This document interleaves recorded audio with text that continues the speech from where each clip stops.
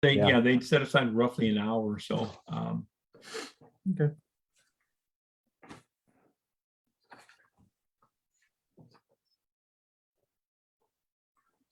All right. Well, hello, everyone, and I'd like to welcome you guys to our live discussion of traumatic events, building resiliency and support systems in the emergency services. It's brought to you by the National Volunteer Fire Council. I'm Dick Brown. I'm the NVFC director from California. And today I'm joined by Hersch Wilson, who's an author, speaker, and consultant, as well as a retired assistant chief of the Hondo Volunteer Fire Department in Santa Fe County, New Mexico, as well as Jared Meeker, who's the former fire chief at the Lakeshore Fire Department in Rochester, New York. He's been 30 plus years in the fire service. And we are missing Ali Rothrock. She was going to be one of our speakers as well. And she was called away, had to deal with a first responder who was in crisis. So she was able to step away and to deal with that. So we're going to see what we can do to continue without her today. So as many of you may know, May is Mental Health Awareness Month. And all of us here today can testify that this is a very important topic for the volunteer fire and emergency services. We were talking earlier about exposure. So routine exposures to traumatic events, those can have very long lasting effects on our well-being. In today's discussion, we're going to talk about how to build resiliency and establishing support systems in your department that you can help mitigate those impacts and better assist our fellow first responders in need. But before we jump into today's discussion, I'd like to take a few minutes to introduce our folks. So again, my name is Dick Brown, and with NVFC delegate for California. I am a member of the Calaveras Consolidated Fire Protection District here in the Central Foothills of California. I've been here 32 years now, having served as a fire chief many years back. And recently, I got a little old, a little slow, had a couple injuries. So it's been trying to retire, not doing very well at that. So I'm still here as the chaplain and peer support, lead peer support for our department. So Hersch, if you would introduce yourself. Sure. My name's Hersch Wilson, and I did successfully retire after 33 years with Santa Fe County Fire Department. It's hard to retire, I have to say, and I have spent a lot of time working with National Volunteer Fire Council and also the African Fire Mission, just to keep working on this topic of resilience, because I think it's super important for new people coming on and for people still in the profession to really understand how we stay resilient in this work. I'm in New Mexico, and as most of you know, we've got a 300,000 acre wildfire to the west of, or to the east of us, and another one to the west of us. So every once in a while, I'll start coughing because we have a lot of smoke here. But I'm excited to be here and help push forward this topic. And my name is Jared Meeker, and I've been in this fire service 35 years now. And like so many of us and many on this call, I responded to a lot of traumatic and violent calls. And like so many of them, I tucked away those feelings and thoughts in a backpack or a closet in my brain, you could say, and we never talked about it back then. Not like we're able to, or bringing the subject out like we are now. Was it a sign of weakness if you talked about it back then? It was one of those you felt like it was. But things are so much different now just because we can talk about it. After a tragic accident involving the death of a child while driving my fire chief's Tahoe, I went into a tailspin of depression. And unfortunately, everything that I tucked away in my brain, in my mind, or like I said, put in a backpack, all those feelings and emotions that closet door opened back up and brought everything out again. And now I was dealing with a lot of things, and I call it like a cyclone of depression. It'll just spin and cyclone. it'll just pull you right down in. And it was not long before it was suicidal thoughts and ideas. In my lowest spot, I reached out to the Share the Load program. And at the time that was run by Mike Healy, and Mike was able to help me tremendously and get me pointed towards a therapist that would help me with my EMDR, eye movement desensitization and reprocessing. So I'm a lot better today because of it, and do a lot of teaching and speaking. And it's more on what can I do to educate first responders so they understand it and won't ever have to go through what I went through. All right. Well, thank you. First, I want to just thank everybody for being here today. Today's discussion should last approximately an hour, depending on how many questions we receive. I do have a few questions in front of me ready to start the discussion, but we're taking from questions from you folks that are online. So if you have any, please email those in or send those in, and Matt will be able to take care of those and get them to us. So with that, let's go ahead and get started. First of all, I think it's really important to understand how exposure to traumatic events can impact emergency responders.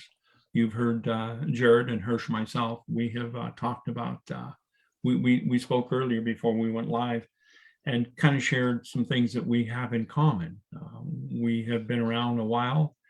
We have seen things that we really were not meant to see, and you can't unsee them.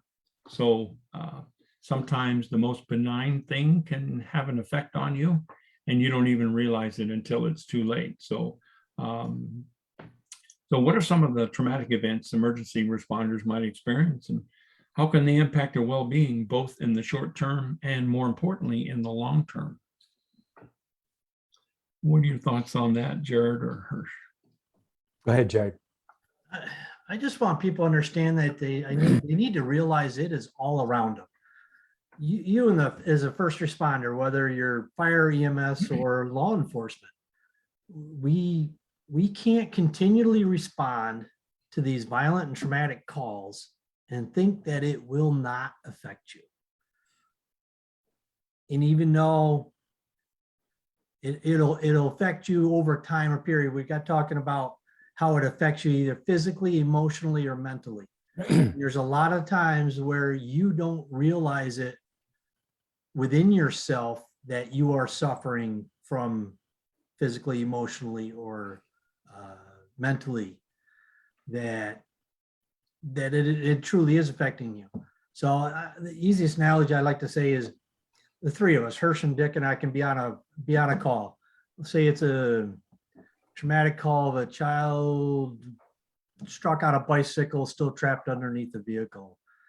Weeks go by and I'm losing sleep. This thing is continually bouncing through my brain day, night, and I can't get past it. And I catch up with Dick and Hersch here, 2 weeks later, and it's like they're happy, laughing at Firehouse, and they're just continuing on. It's like, man, how come this is only affecting me? What makes me different? Well, the only difference here is Hersch and Dick are really good at hiding it. They're better at hiding their emotions than I am. They're struggling. And the only way you're going to really understand it is to have a conversation with them, because you all have a unique situation or a unique call. And the more that you can talk about it, the more you can discuss it. You'll be surprised how the other ones were able to deal with it and let's say move on a little bit about it. So having conversations about these calls is just, and again, realize it's all around you. Hersch? Yeah, I was going to say exactly right. Everybody's unique, but I think the understanding the idea that we're seeing things that most people never see, and that has an effect. I was thinking, like, for me, I can't, there are certain smells. We talked about smells and sights that I can't go to a Taco Bell. I can't be by Taco Bell because I had an accident once where 3 girls were burned to death in a car, and they had just been to Taco Bell, and they were throwing up Taco Bell at the scene. And that was 25 years ago, and I still can't go. So what I've learned is that if it affects every one of us, and to Jared's point, some of us are better at covering up our emotions better than others, but it always comes out. I was talking earlier how a friend of mine responded to a bad call. It was a decapitation on the highway, and he ended up staying with the state police with our rescue truck because they had the big Klieg lights.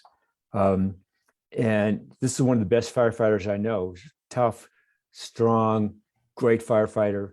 And he was had the Klieg lights on. It was 3 o'clock in the morning, and it was a woman who had been killed. And he started thinking about how she was when she was a child, that she was, the love of her parents, and now she was dead here in rural New Mexico. And that was just more than he could handle. And we talked about, he had always locked up calls in little boxes in his brain. And that night, all those boxes opened, it all came flooding out. And what I took from that is that you can be the toughest, strongest firefighter, but if the stuff is going to get to you, it's going to affect you at some time in your career. And so I think the point we want to get across is that when you walk into this vocation, it's important to be prepared for this kind of stuff. And the number one thing that we've talked about is it's important to talk about it. It's important to talk about it. It's important to have a mental discipline for dealing with it. And it's okay. It's okay that it affects you. It's normal. It's human. And we need a community to support that. I'd like to speak to the point that they both Jared and Hersch brought up, is that it's easy to hide it. I was good at that for a number of years, and only when I was the bug on the windshield did it become pretty obvious that I was struggling. My wife, on the other hand, she's pretty smart. She's put up with me for almost 47 years, so she can she can see that there were times when I was struggling. And she just said what would happen with me is I would just get quiet. I typically will not share details of what we dealt with. That I don't want to cause a secondary trauma for my wife or family or somebody that wasn't there. But it is important to be able to feel free to talk to one another. You don't want to grab somebody and drag them off to the side and say, listen, I know you're having trouble. You're not leaving till you talk to me. That's not going to work. You have to get in there and know your folks, and never embarrass anybody. You may see somebody is struggling, or you're pretty sure they're having a problem. Talk to them off to the side. Go have a cup of coffee with them and just say, hey, I couldn't help but notice that you were really quiet on that call the other day, and just wanted to check and see how you're doing, because I can see that you're having a little bit of a problem. And I made my living as a chiller mechanic. I worked on large tonnage air conditioning systems. I'm not a counselor. I'm not a pastor. But people, they don't care what you know till they know that you care. You could have alphabet soup after your name, indicating you have your master's degree, you have your doctorate, you're certified in this, you're certified in that. But if you don't come across as somebody that cares, they're not going to talk to you.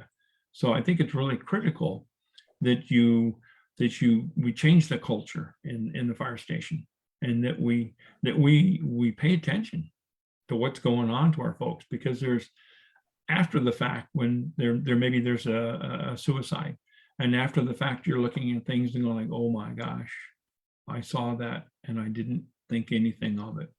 Somebody else may say something similar and go like, oh boy, they telegraphed their moves or what's going to happen, and we didn't catch it.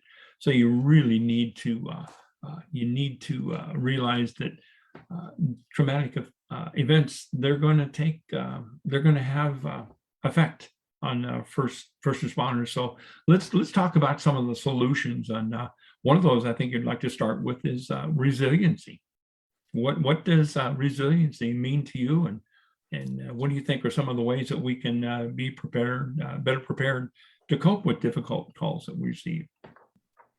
The definition of resilience, the simple definition of resilience, is the ability to bounce back after traumatic events.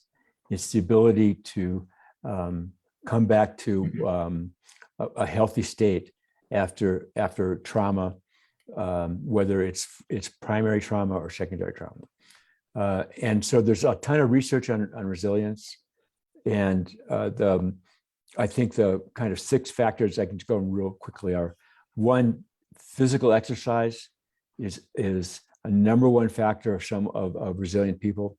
And that doesn't mean you have to be a gym rat, but just 30 minutes of exercise 3 times a week. It builds endorphins, it builds hardiness, and it really helps with the emotional aspect of resilience. 2 is belonging to a community. The people we worry about are the loners who are in the department, who are off by themselves. They are at high risk for PTSD and for suicides. Belonging to a community is a vital part of resilience. Next is having a higher purpose, in your life. And if you think about the fire service, helping people, saving lives is one of the higher purposes that exist in the world. There was a study done during the Blitz in London, when the Germans were bombing London, that people who helped other people after the bombing had much lower rates of what we now call PTSD than people who didn't. So having a higher purpose, being there to help people, is another marker of resilience. And everybody, when you come on to the fire service, you need to have a way, and it can be unique to you, of dealing with daily stress. We live in this incredibly stressful world right now, and daily stress, family stress, vocational stress, and then you add the fire department stuff. You need to have a way to deal with stress, and that can be taking walks, it can be yoga, it can be good self-talk, but managing your stress, the ability to manage stress, is another sign of a highly resilient person.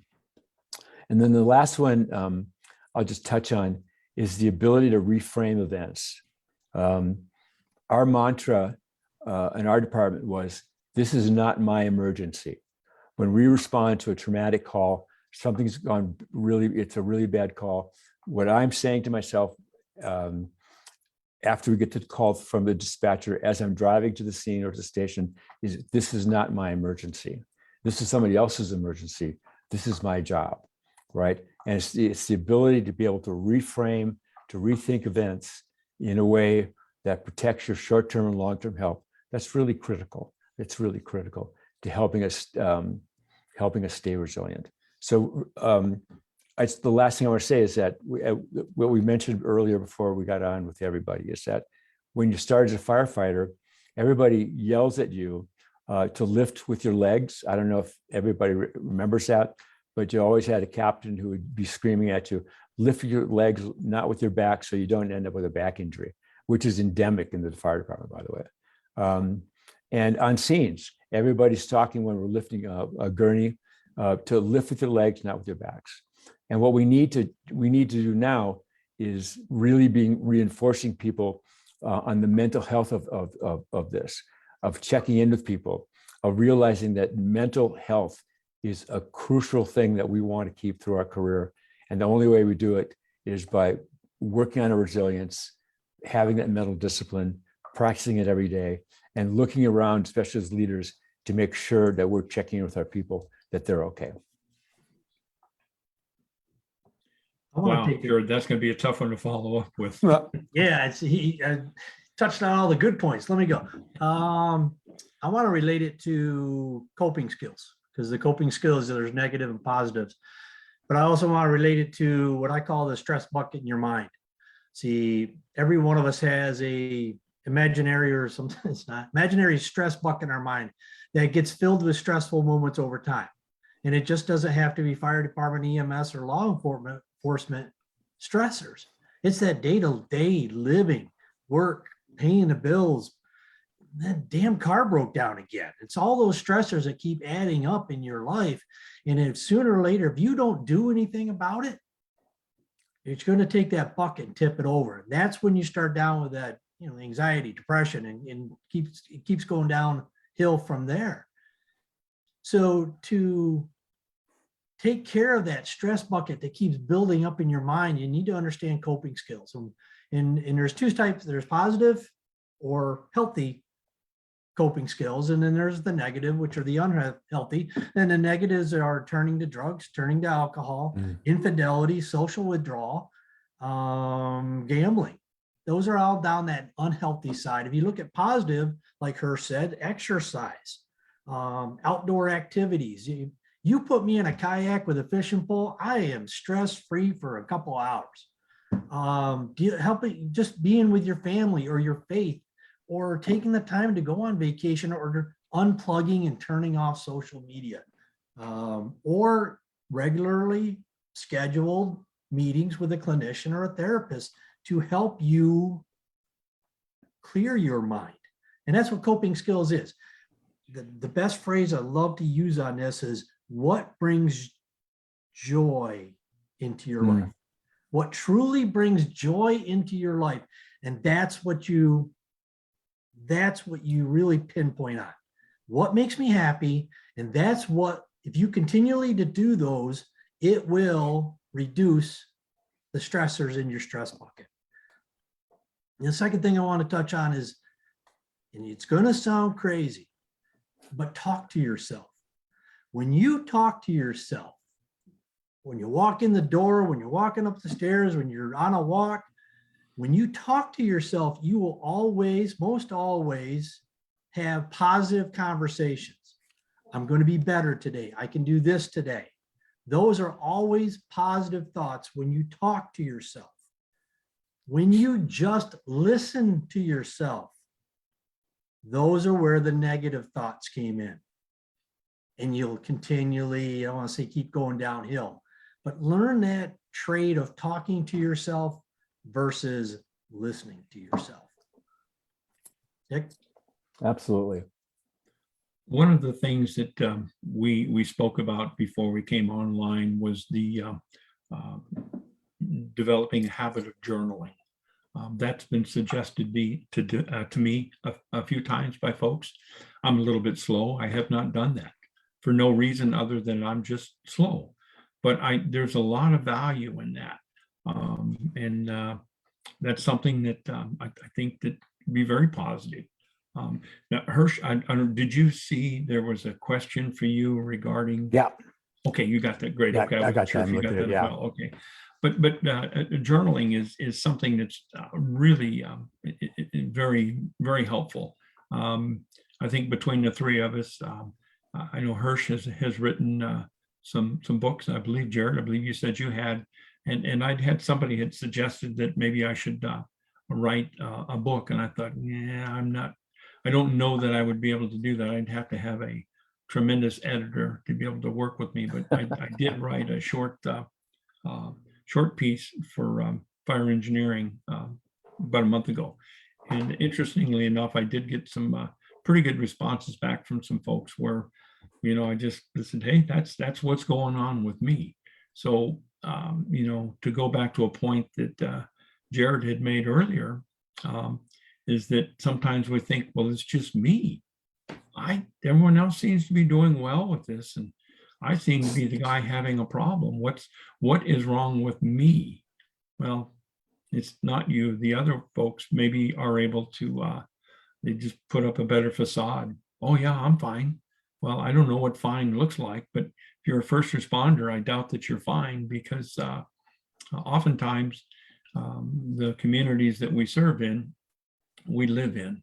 And because of that, there's a very, very good chance that when you go out on a call, you go out on a vehicle accident, you go on that CPR call, it's somebody you know. It could be a friend, could be a stranger, could be a family member. And that makes it very, very difficult to do that at times. So having the ability to talk with other folks, it's huge. You will self-destruct if you do not bring that out. And again, Jared had spoken about some of the negative habits that folks can have. This, like, get done with a particularly bad call, and the guy goes, man, I'm going to go home and get hammered. Well, that's not going to do you a whole lot of good. That may put that off until you sober up the next morning, and now you have a headache. You've made a mess in the front room because you've thrown up as well, and you still have the original problem to deal with. So you need to be looking at some healthy things, and just being able to talk among yourselves, being able to get on the call and say, "Hey, Hersch, I'm really having a tough time from that call we went on the other night. What's wrong with me?" And we're like, it's not you. I'm struggling as well. Let's go get a cup of coffee. You're buying, and you just go and it's you just have to reach out to one another. So, anything else you guys would like to add onto that?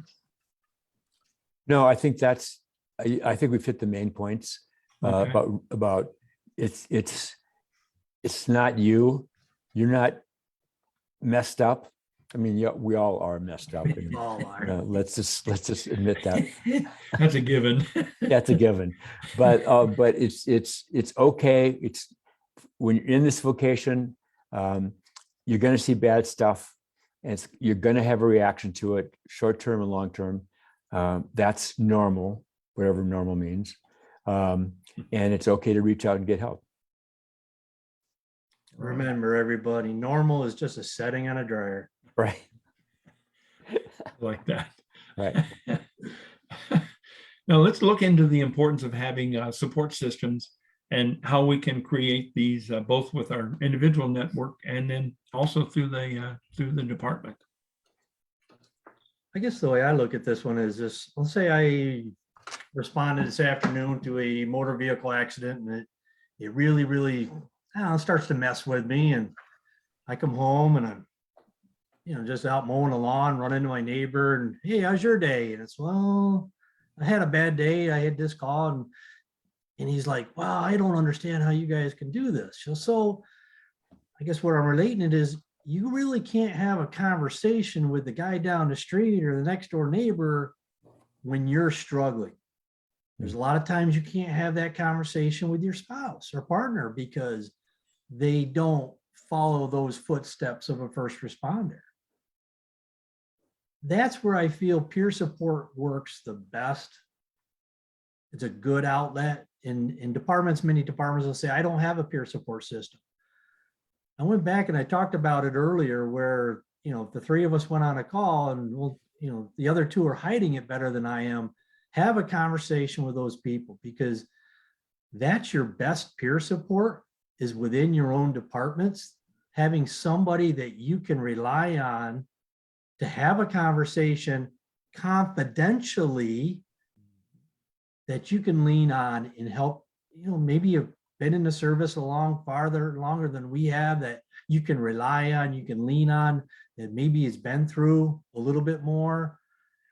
But peer support, if you don't have one in your county or in your state, it's just something that you really need to probably start looking into, just because it's people like you and I that been there, had a lot of those bad calls, and we've learned how to adapt. And now through programs within the peer support team, we now have outlets that we can give direction to somebody who's struggling. And it starts out with, like you said, a cup of coffee or an ice cream or something just to sit down, because a lot of times when someone's first starting to struggle, they don't realize that it's all around them, and they don't realize that they just think, how come I'm the only one that is struggling with this? And once you start talking to them and helping them, work through some things, they realize that they are not the only ones, that it is so common in this world that we are as first responders. So making sure you always have a confidant, somebody that you can rely on, a peer support to get to get you pointed in the right direction. And the toughest thing as a fire chief that I found was you're at the top. So you really don't have a lot of other people that you can go to. So you as a fire chief, you truly need to have somebody who you can find to have a conversation with. Now, it could be the fire chief, the next department over, the next county over, a long lost friend from high school that is that's a first responder. But you need somebody to be able to bounce things off of. And that's not only when you're struggling, but fire department related items. So, Hersch? Yeah, I would add to that. We have a saying that leaders go first. And when we talk about wanting to move our fire department cultures from, suck it up, don't talk about it, to a much more open, supporting mental health kind of department, leaders go first. So when you're a chief or an assistant chief, I think one of the most important things you can do is stand up in front of your firefighters and say, hey, I had a bad call. I had a bad experience. Let me talk about it. That does wonders for giving people permission to talk about it, and giving people kind of permission to say, oh yeah, this was tough on me too. And I think we had one incident like this on another department where chief stood up, and after years of never anybody talking about it, kind of opened up and said this one call had gotten to him, and there was silence for about a minute. And then all of a sudden people were saying, yeah, I've had that same kind of experience. And there was about a 15-minute discussion with people kind of jumping in and talking about it. And that had been the first time in that department. And the goal, I think, is to keep that kind of culture going in our departments. And our department, and this goes back 30 or 40 years before I was on the department, is what happens after a bad call is you get taken out to lunch. The chief would take you out to lunch. And that was his way of checking in on everybody after something traumatic happened. And our chief's ability was to kind of look around and say, Jared looks okay today, but I can see that Dick is having some concerns. He's not being himself. And so I'm going to take Dick out to lunch. And that's kind of the way our department works. And I think that was just a great and simple way of kind of building the culture. And then, to Jared's point, making sure you can create a confidential space with your firefighters, so they can talk about it, and they know they can have a trusting conversation with you. Well, Hersch used a couple of terms that I'd like to kind of accentuate, and that is permission and trust. That you feel you have permission, you've given yourself permission not to be okay. That was one of my issues that I struggled with before I finally went in to see the therapist, is that I didn't feel like I could give myself permission to not be okay. Why? I don't know. First responders, guys, I don't know. I have no good answer for that. But you've got to be able to trust your folks. You need to know your folks. We talked about if you had a particularly bad call and you had a crew, maybe 6 or 8 guys and gals were on the call, and you get back. If you know your folks well enough, you can look around going like, okay, I think everybody is going to be, will survive this. I'll need to continually do some follow-ups later on, but I'm looking at John over there right now. He doesn't look good. So instead of going over and getting John and putting your hand on his shoulder and saying, hey, so how you doing? Maybe you want to take him off to the side somewhere, because he's going to be embarrassed to say, oh no, I'm good. I'm fine. So, well, wait a minute now. Wasn't that a little, don't you have a 3-year-old daughter at home? Well, yeah, I do. Well, that was a 3-year-old little girl that we pulled out from underneath the rear set of duals in that vehicle. Mm-hmm. And you're going to tell me you're doing okay. No, I'm not buying that. So they never embarrass your folks. You want to have that conversation with them. It might be something you do in the apparatus bay with the other folks. It might be that you take them over here to the hose storage, say, hey, just have a little chat and say, let's go get a cup of coffee. Yes, sir. I want to tack onto that is about the conversation, because many years as a fire chief, I could go through the bay like you just talked about, line 5 people up and say, yeah, did that call affect you? How are you feeling now? And go right down through it. And everyone's going to say, I'm okay, chief. I'm okay, chief. I'm okay, chief. All right down through the line. to have a good conversation like that is to start out with how it is basically affecting you. Saying, okay, that 3-year-old is the same age as my granddaughter or my niece, and we just had a birthday party 2 weeks ago. Man, that's this one's gonna bother me. This one's gonna hurt me for a while. How is it affecting you? And get the conversations to start that way. Don't ever give somebody a yes or no out.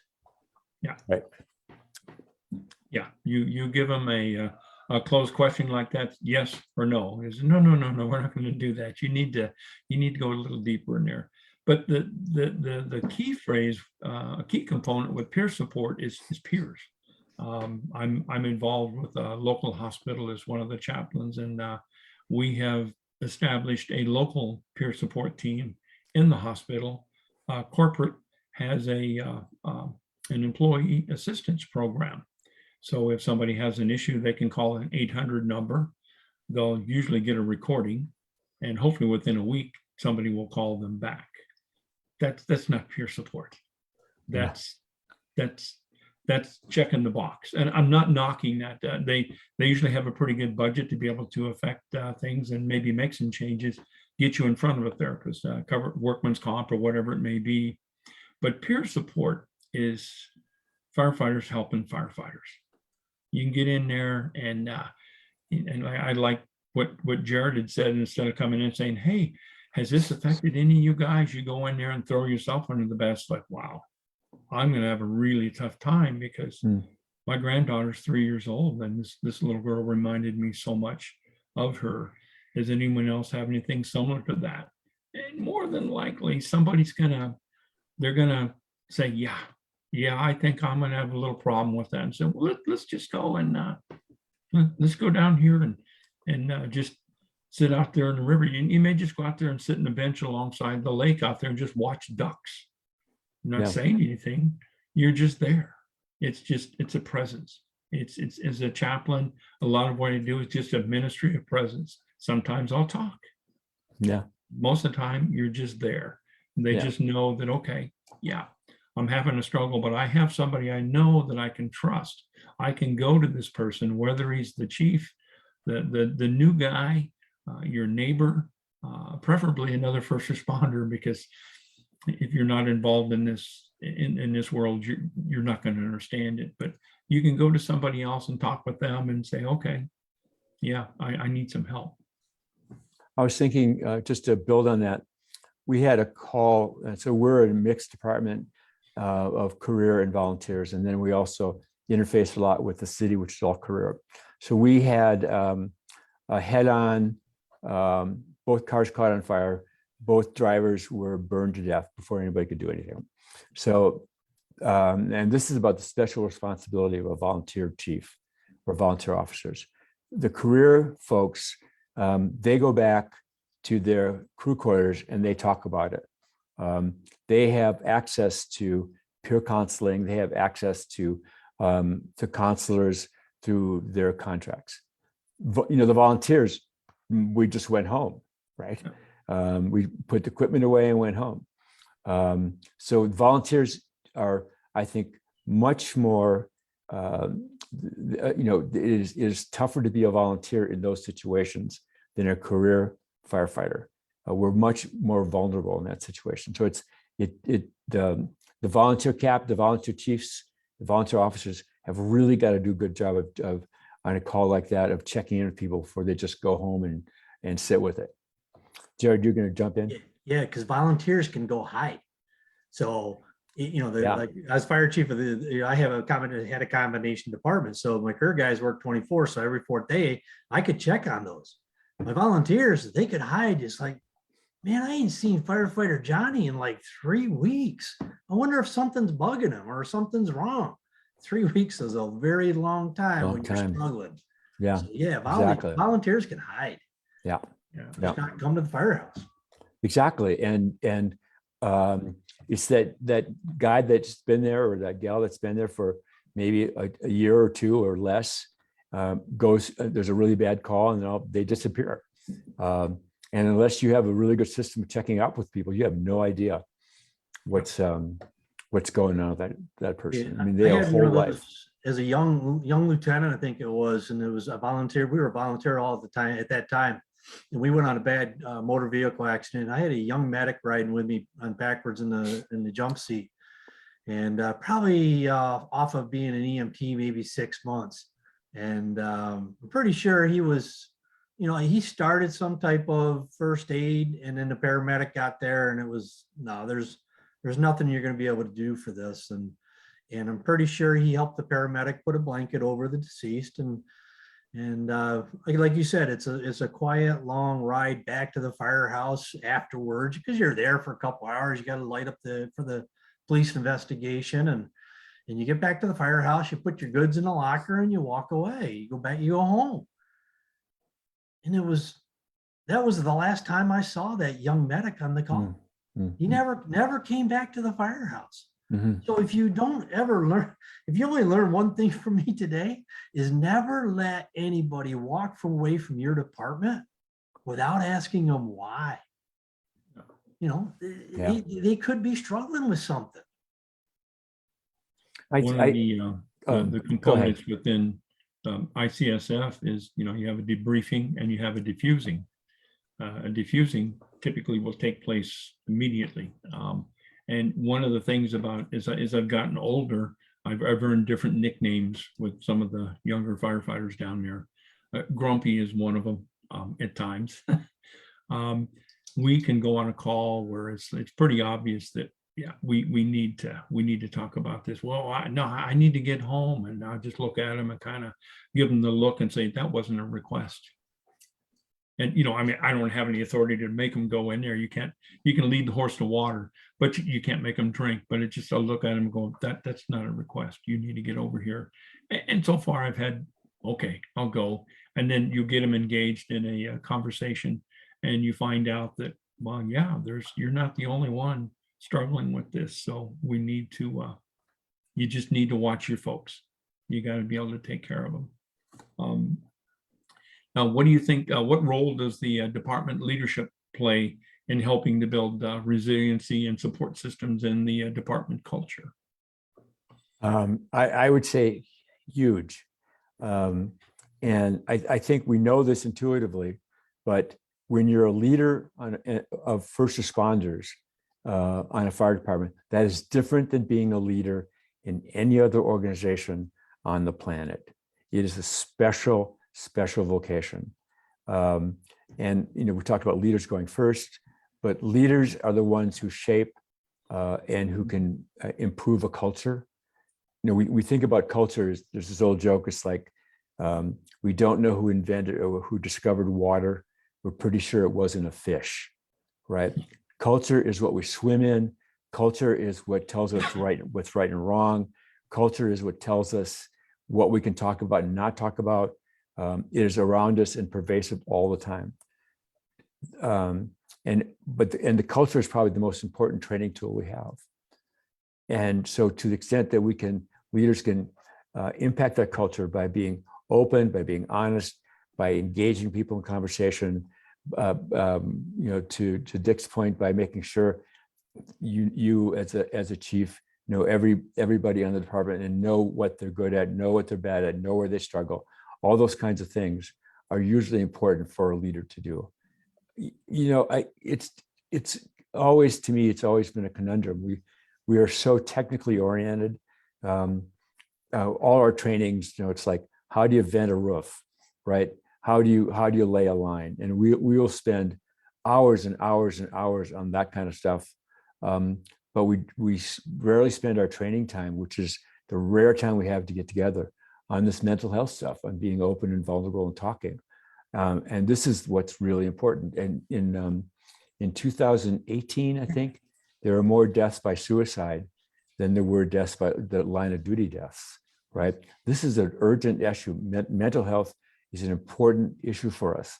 And we need to spend the time with our trainers and with our officers in communication about this kind of stuff. It's vital. And so I think really working the culture, making sure we have an open and honest conversation, that's not top down, that people are not afraid to talk.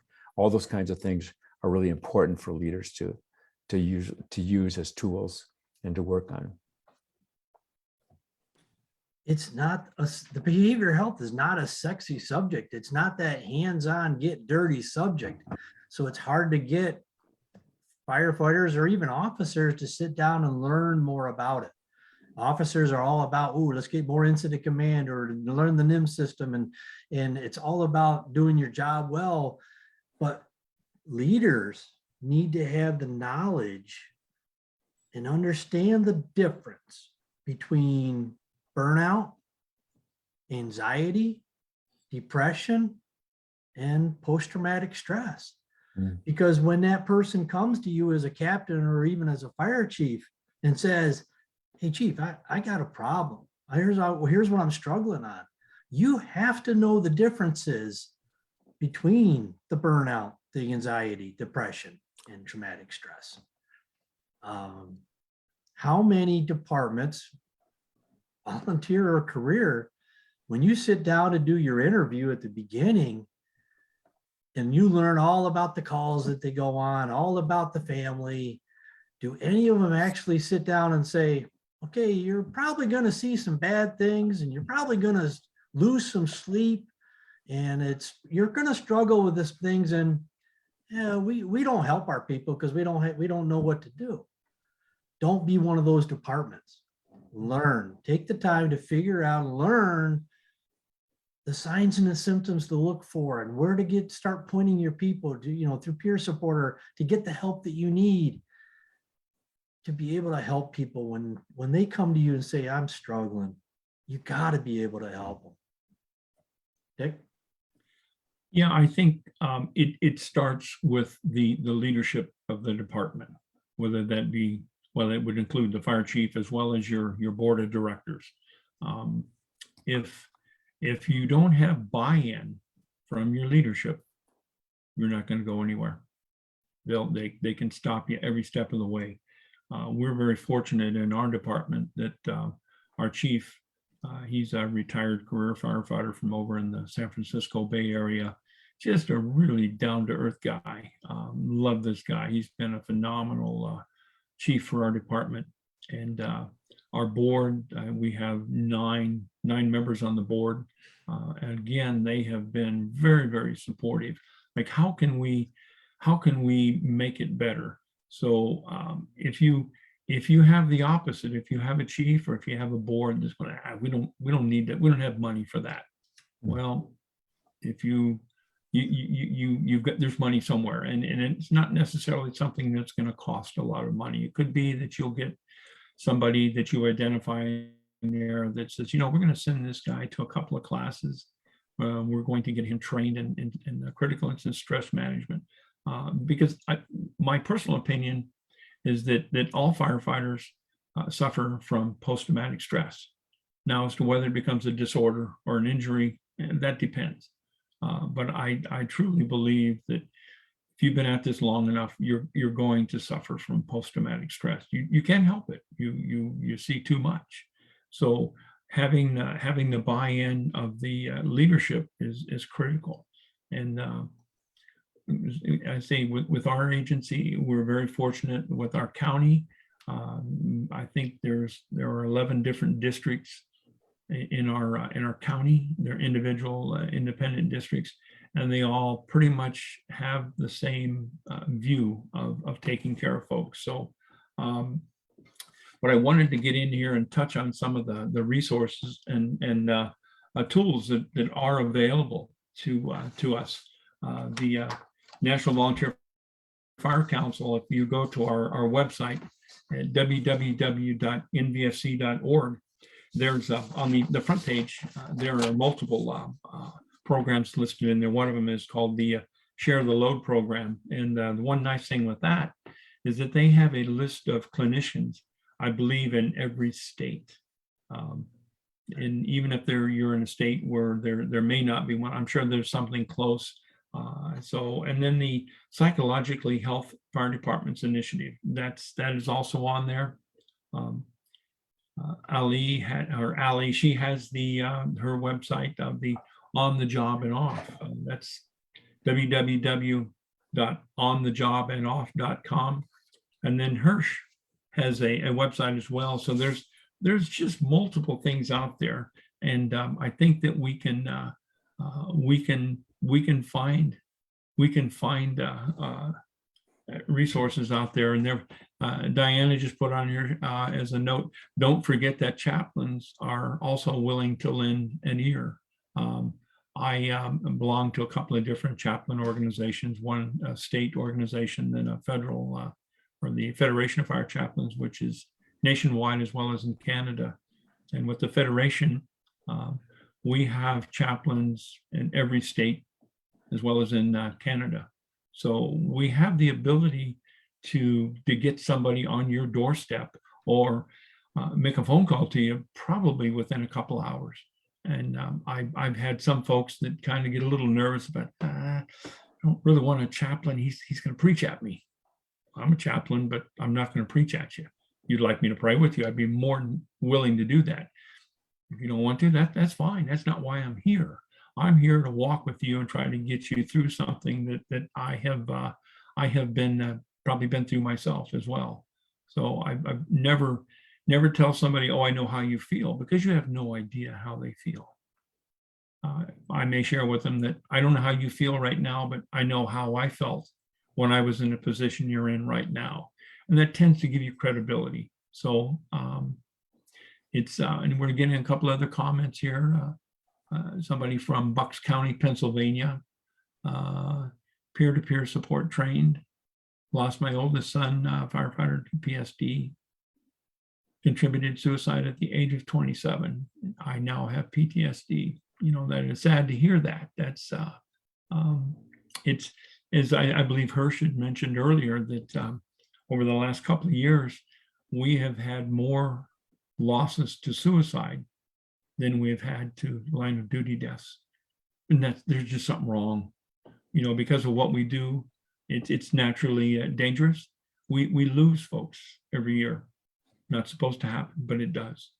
But to lose somebody to suicide, that's, what did we do wrong? Where did we miss? We missed something. So one of the things that we want to make sure is that we are there, and we want to be available, and also have a list of the resources.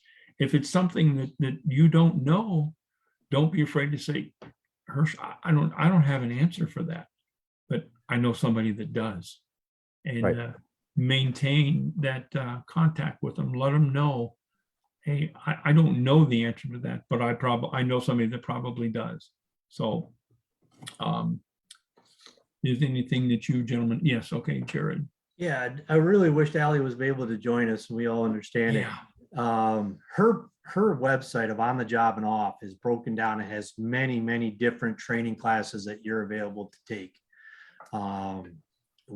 I'd like to set those as minimum training. If you, not only for every year, but at least to start out the new firefighters. That's just said, I think the one of her classes, online classes, is You Had a Bad Call. And it talks about, you know, your feelings, what you're going to do, you know, what you're going to feel, what you're going to go through. So there's many different classes on there that you can get your annual training, online behavioral health training, just by going through her website. But it's great just to set a minimum standard. As a new firefighter, you must take these classes so you know the basics about behavioral health. And on our peer support team here in Monroe County, we use her website as a minimum standard. You must, here's these 3 or 4 classes that you must take. Capture the Load is one of them. And that's some of the minimum training that we require on our peer support team.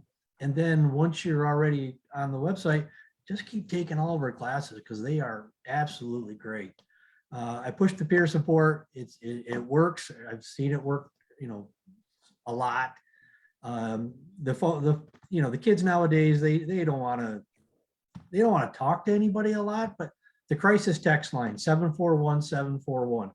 If you're hurting, you need somebody to talk to, but you don't want to talk to somebody, type in the word badge, BADGE, badge, to the crisis text line 741-741.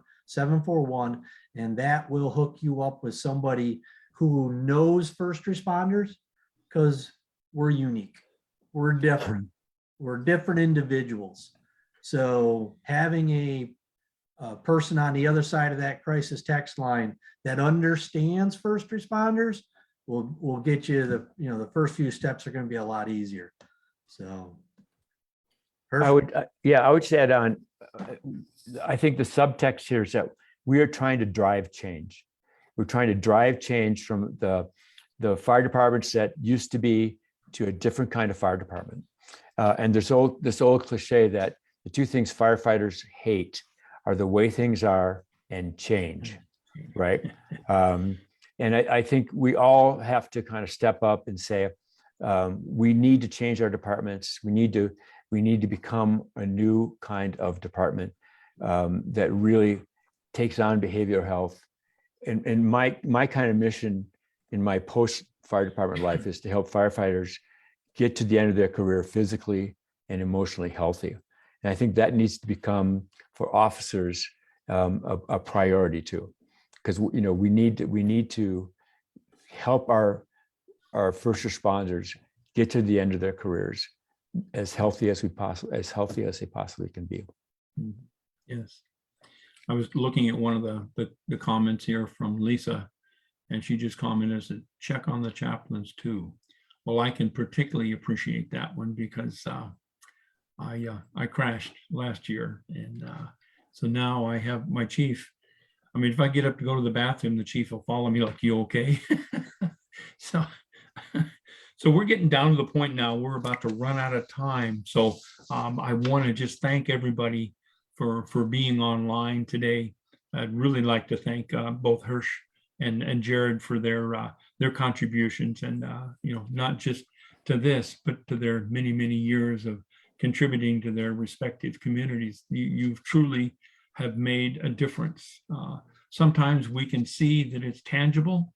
There are other times we don't know, but rest assured, we truly have made a difference in the lives of a lot of folks.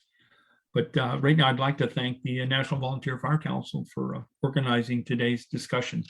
I believe we're the only organization that represents volunteers across the country.